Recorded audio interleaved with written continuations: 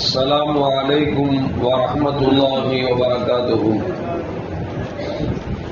الحمد لله رب العالمين والصلاة والسلام على أشرف المرسلين وعلى آله وأصحابه وأزواجه وذرياته وأهل بيته أجمعين.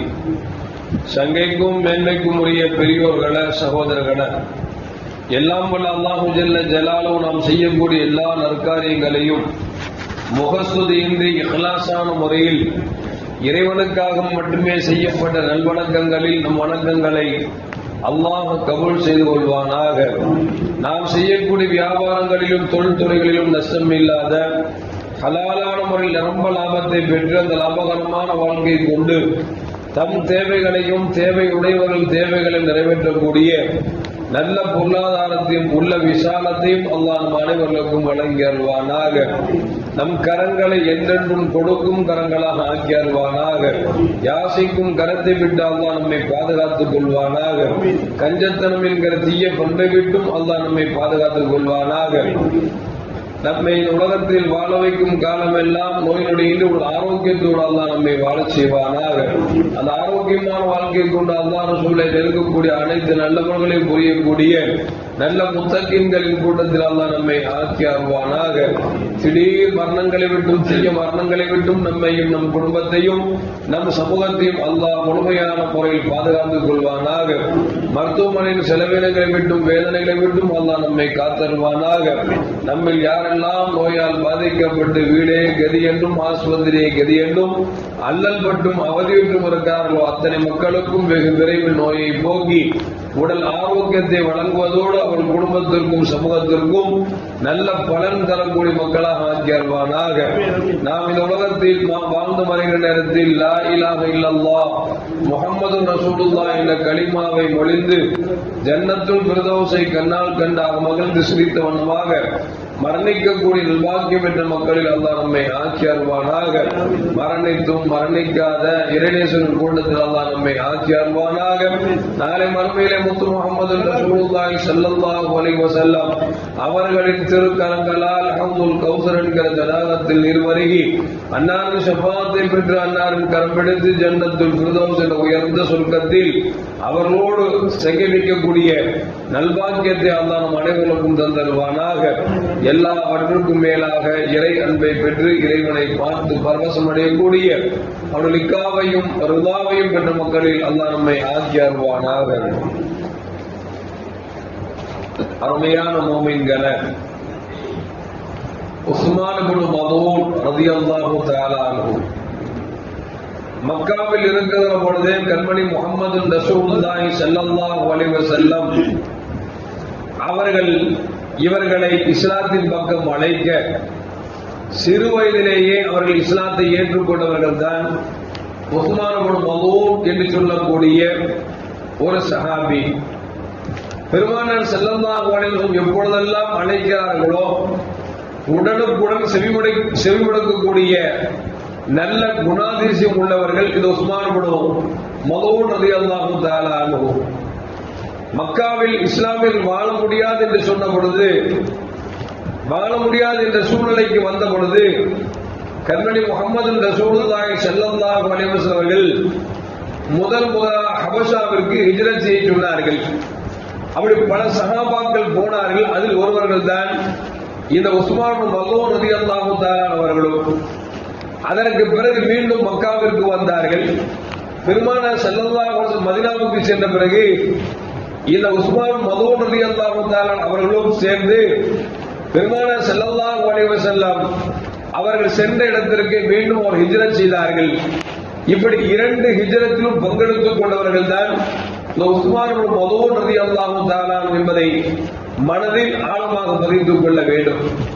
இந்த உஸ்மான் இப்னு மதூன் ரலியல்லாஹு தஆலா வணக்க வழிபாடுகளிலே மிகவும் ஆர்வமாக இருப்பார்கள்.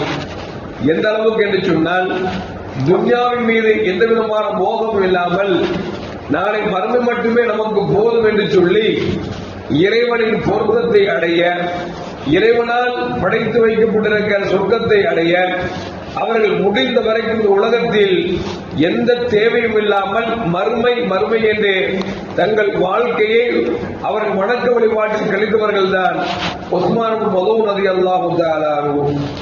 இவர்கள் ஒரு கட்டத்தில் பெருமானார் ஸல்லல்லாஹு அலைஹி வஸல்லம் கேட்கிறாங்க, யார சொல்லலாம், தாங்கள் வணங்குகிறீர்கள், இறைவனை நெருங்குகிறீர்கள், எனக்கு தாங்கள் அனுமதி கொடுத்தால் நான் காயெடுத்துக் கொள்ளலாமா என்று அனுமதி கேட்கிறார்கள். அதாவது நாம் திருமணம் முடிக்காம நான் திருமணம் என்கிற வாழ்க்கை இல்லாமலேயே நான் வாழ்வதற்கு அனுமதி தாருங்கள் என்று சொல்லும் பொழுது பெருமானார் ஸல்லல்லாஹு அலைஹி வஸல்லம் சொன்னாங்க, அப்படி எல்லாம் அனுமதி கொடுக்க முடியாது.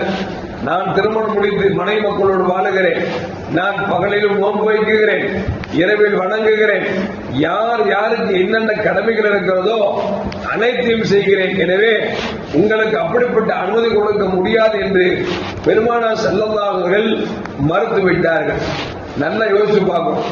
திருமணமே வேண்டாம் அப்படின்னு சொல்லி வாழ்க்கையை வெறுக்கிறதுக்கு அனுமதி கேட்கிறாங்க, நபி வேணான்ட்டாங்க. ஸல்லல்லாஹு நானும் திருமணம் முடிச்சிருக்கேன்னு சொன்ன பிறகு அதற்கு பிறகு காலம் கடந்து திருமணத்தை முடிக்கிறார்கள். திருமணம் முடித்தாலும் கூட அவர்கள் மனைவியோடு ஒரு திருப்திகரமான வாழ்க்கை இல்லாமலே வாழ்ந்து கொண்டிருக்கிறார்கள். ஒரு நாள் பெருமானார் ஸல்லல்லாஹு அலைஹி வஸல்லம் வெளியிருந்து வீட்டுக்கு வருகிறார்கள். வந்தால் அன்னை ஆயிஷா ரலியல்லாஹு தஆலா அன்ஹா அவங்கள்ட்ட ஒரு பெண்மணி சோகமான காட்சியோடு அமர்ந்து தங்கள் வாழ்க்கையில் நடக்கக்கூடிய அந்த நிகழ்ச்சிகளை பகிர்ந்து கொண்டிருக்கிறார்கள். பெருமானார் ஸல்லல்லாஹு அலைஹி வஸல்லம் கேட்டாங்க, இது யாரு அப்படின்னு கேட்டாங்க. இவங்க தான் உஸ்மான் மதூன் ரலியல்லாஹு தஆலாவுடைய மனைவியார் வந்திருக்கிறார்கள். என்ன விஷயமாக வந்திருக்கிறார்கள் என்று கேட்ட பொழுது அந்த அம்மா சொன்னாங்க, யார சொல்லலாம், என் வீட்டுக்காரரு துன்யாவின் தேவை இல்லாம இருக்கிறார், பகல் ஃபுல்லா நோன்பு வைக்கிறார், இரவு ஃபுல்லா தொழுகிறார், அதனால எந்த விதமான தேவையும் இல்லாமல் இருக்கிறார் என்று தன் ஆதங்கத்தை எடுத்து சொன்ன பொழுது கண்மணி முகமது ரசூலுல்லாஹி ஸல்லல்லாஹு அலைஹி வஸல்லம் உஸ்மான் மதூன் அவர்களை அழைப்பு கொடுக்கிறார்கள். சாதாரணமாகவே பெருமானார் அழைத்து விட்டால் ஓடோடி வரக்கூடிய பழக்கம் இந்த உஸ்மான் மதூன் அவர்களுக்கு உண்டு. பெருமானார் ஸல்லல்லாஹு அழைத்த உடனே வீட்டுக்கு வர்றாங்க. வந்தவனை கேட்டாங்க, என்ன உஸ்மான், மனைவியிடத்தில் சரியான முறையில் நடந்து கொள்வதில்லையா என்று பெருமானார் ஸல்லல்லாஹு கேட்டு சொன்னாங்க. வீட்டுல மனைவி வந்தாங்க, நீங்க பகலெல்லாம் நோன்பு வைக்கிறதாகவும் இரவெல்லாம் தொழுவதாகவும் பெண்களுக்கு தேவையான எந்த கடப்பாடும் செய்யாமல் இருக்கிறீர்களாமே என்று பெருமானார் ஸல்லல்லாஹு கேட்ட பொழுது ஆமாம் யார சொல்லலாம் என்று உண்மையை ஒத்துக்கொண்டார்கள். பெருமானார் சொன்னாங்க, ஒரு கணவன் தன் மனைவிக்கு செய்ய வேண்டிய கடப்பாடு என்று ஒன்று இருக்கிறது, விருந்தாளிகள் வந்தால் அவர்களுக்கு செய்ய வேண்டிய கடப்பாடு ஒன்று இருக்கிறது, இது எல்லாம் மேலாக ஒரு மனிதன் தனக்கு செய்ய வேண்டிய கடமை ஒன்று இருக்கிறது. இந்த கடமைகளை நிறைவேற்றினோம் என்று சொன்னால்தான் நாம் நல்ல மனிதனாக வாழ முடியும் என்று பெருமானார் ஸல்லல்லாஹு அலைஹி வஸல்லம் அவர்களுக்கு புத்தி சொல்லி அவரை அனுப்பி வைக்கிறார்கள். கொஞ்ச நாள் கழித்து நபிகள் நாயகம் ஸல்லல்லாஹு அலைஹி வஸல்லம் தகவல் வருகிறது, உஸ்மான் மதூன் ரலியல்லாஹு அன்ஹு அவர்கள் நோயால் பாதிக்கப்பட்டிருக்கிறார்கள் என்ற தகவல் வந்த பொழுது பெருமானார் ஸல்லல்லாஹு அலைஹி வஸல்லம் உஸ்மான் மதூன் ரலியல்லாஹு வீட்டுக்கு செல்கிறார்கள். நோய் விசாரிக்கிறார்கள்.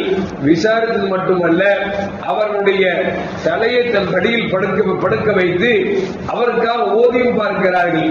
உஸ்மான் மதூன் ரலியல்லாஹு தஆலா அன்ஹு சற்று நேரத்திலேயே பெருமானார் ஸல்லல்லாஹு மடியில் இருந்தே அவர்கள் வஃபாத் ஆகிவிட்டார்கள்.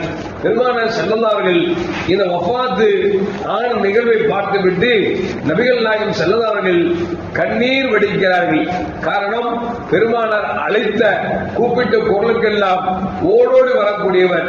இன்னும் சொல்ல போனால் வணக்க வழிபாடில் தன்னை முழுமையாக ஈடுபடுத்திக் கொள்ளக்கூடியவர். இவர் வஃபாத்தாகிவிட்டார்களே என்று பெருமானார் ஸல்லல்லாஹு அவர்கள் தாரை தார கண்ணீர் வடித்தது மட்டுமல்ல, அவர்கள் நெற்றியில் முத்தம் கொடுத்தார்கள் பெருமானார் ஸல்லல்லாஹு அலைஹி வஸல்லம். அது மட்டுமல்ல, அந்த ஜனாசாவை குளிப்பாட்டி கஃனிட்டு ஜன்னத்துல் பக்கீக்கு கொண்டு வரப்படுகிறது. வரலாற்றிலே எழுதப்படுகிறது, நபிகள் நாயகம் ஸல்லல்லாஹு அலைஹி வஸல்லம் முஹாஜிர்களில் மக்காவிலிருந்து மதீனாவுக்கு வந்து முதலாக மரணத்தை எய்தவர்கள் உஸ்மான் மதூன் ரலியல்லாஹு தஆலா அன்ஹு என்பதை பெருமானார் ஸல்லல்லாஹு அலைஹி வஸல்லம் அந்த மரண நிகழ்ச்சியிலும் கூட சொல்லி காமிக்கிறார்கள். எந்த அளவுக்கு என்று சொன்னால் நபிகள் நாயகம் ஸல்லல்லாஹு அலைஹி மகனார் இப்ராஹிம் வஃபாத்தாகிய பொழுது நபிகள் நாயகம் ஸல்லல்லாஹு அலைஹி வஸல்லம் உங்களை விட உஸ்மான் மதூன் ரலியல்லாஹு அன்ஹு அவர்கள் முஹாஜிர்களில் முதலாக மரணத்தை எய்து மட்டுமல்ல ஜன்னத்துல் பக்கீயிலே முதலாக அடக்கம் செய்யப்பட்டவர்கள் அவர்கள்தான் என்று பெருமானார் ஸல்லல்லாஹு அலைஹி வஸல்லம் தங்கள் மகனாரின் மரணத்தில் கூட இவர்களை நினைவலையாக பெருமானார் ஸல்லல்லாஹு அலைஹி வஸல்லம் பேசினார் என்று வரலாற்றில் வருகிறது. அருமையான மக்களே, எதற்கு சொல்லுவார்கள் என்று சொன்னால் அவர்கள் வஃபாத்தாகின்ற பொழுது நபிகள் நாயகம் ஸல்லல்லாஹு அலைஹி வஸல்லம் அவர்களுக்கு முன்னிலையிலேயே மரணமாகிறார். பெருமானார் கண்ணீர் வடிக்கிறார்கள். பெருமானார் அவர் நெத்தியிலே முத்தம் கொடுக்கிறார்கள். முதலாக ஜன்னத்துல் பக்கீயிலே முஹாஜிர்களில் முதலாக அடக்கம் செய்யப்பட்டவர் அவர்களாக இருந்தாலும் கூட பெருமானார் ஸல்லல்லாஹு அவர்கள் வாழும் காலத்தில் சொன்னார்கள், ஒரு மனைவிக்கு செய்ய வேண்டிய ஹக் என்று ஒன்று இருக்கிறது, ஒரு சொந்த பந்தங்களுக்கு செய்ய வேண்டிய ஹக் என்று ஒன்று இருக்கிறது, அதுபோன்று விருந்தாளிக்கு செய்ய வேண்டிய ஹக் ஒன்று இருக்கிறது. ஏன் இன்னும் சொல்ல போனால் ஒரு மனிதன் தனக்கு செய்ய வேண்டிய கடப்பாடு ஒன்று இருக்கிறது. இதை செய்தால்தான் இறைவனத்தின் நல்வேறு வாங்க முடியும் என்று நபிகள் நாயகம் ஸல்லல்லாஹு சொல்கிறார் என்று சொன்னால், அருமையான மக்களே, இன்றைக்கு பலர்களும் பல வித்தியாசமாக இருக்கிறார்கள். எந்த அளவுக்கு அப்படின்னா சில பேர்கிட்ட கூட யாராவது பள்ளிவாசலுக்கு மதரசாக்கு காசு கேட்டான்னு வச்சுங்களேன் அள்ளி கொடுப்பார். வீட்டுல போய் கேட்டு பாருங்க, சேலை கூட எடுத்து தர மாட்டார், சோத்துக்கு காசு தர மாட்டார். அப்படின்பா இவர் என்ன விளங்குது? வீட்டுக்கு செலவு பண்ணாம வெளியூர் செலவு பண்ணாருன்னா பேருக்கும் பெருமைக்கு செய்கிறார் அர்த்தம். இன்னும் சில பேர் இருப்பாங்க வீட்டுக்கு நிறைய செலவு பண்ணுவாங்க, ஆனா தாராளமாக கொடுக்க மாட்டாங்க. இது கஞ்சத்தனத்தில் குறித்தாகிவிடும். எதற்கு சொல்லுவார்கள் சொன்னால், குடும்பத்திற்கு செய்ய வேண்டிய ஒரு கடப்பாடு இருக்கிறது, மற்றவர்களுக்கு செய்ய வேண்டிய ஒரு கடப்பாடு இருக்கிறது. இன்னும் சில பேர் இருக்கிறாங்க வீட்டுக்கும் செய்ய மாட்டான், நாட்டுக்கும் செய்ய மாட்டான், எப்ப பார்த்தாலும் தொழுதுட்டு தஸ்பீஹ் ஓதிட்டே இருப்பாங்க. இதுவும் அழகல்ல. தொழுக வேண்டிய நேரத்தில் தொழுக வேண்டும், சம்பாதிக்க வேண்டிய நேரத்தில் சம்பாதிக்க வேண்டும், மனை மக்களோடு சந்தோஷமாக இருக்க வேண்டிய நேரத்தில் சந்தோஷமாக இருக்க வேண்டும். அவர்களிடத்தில் மனை மக்களிடத்தில் அவருக்கு செய்ய வேண்டிய கடப்பாடு செய்தோம் என்று சொன்னால்தான் நாம் நல்ல பரிபூர்ணமான பூமியாக முடிவை தவிர வெறும் தஸ்பீகும் தொழுகை மட்டும் இருந்தால் அல்லாஹ்விடத்தில் சொர்க்கத்தை பெற முடியாது என்பதையும் எந்த மாற்று கருத்தும் அல்ல. எல்லாம் வல்ல அல்லாஹ் ஜல்ல ஜலாலுஹு பெருமானார் ஸல்லல்லாஹு அலைஹி வஸல்லம் அவர்களால் வாழ்க்கை எப்படி வாழ்க்கை வாழ வேண்டும் என்று கற்றுக் கொடுத்தார்களோ எல்லா விதங்களிலும் எல்லோருக்கும் செய்ய வேண்டிய கடப்பாடுகளை சரியான முறையில் செய்து நல்ல மனிதர்களாக வாழ்ந்து மரணிக்கக்கூடிய நல்ல முத்தகீன்களின் கூட்டத்தில் அல்லாஹ் நம்மை ஆக்கி அருள்வானாக. அஸ்ஸலாமு அலைக்கும் வரஹ்மத்துல்லாஹி வபரகாத்துஹு. முஹம்மது ஸல்லல்லாஹு அலைஹி வஸல்லம் ஸல்லல்லாஹு அலா முஹம்மது ஸல்லல்லாஹு அலைஹி வஸல்லம் ஸல்லல்லாஹு அலா முஹம்மது யா ரப்பி ஸல்லி அலைஹி வஸல்லிம்.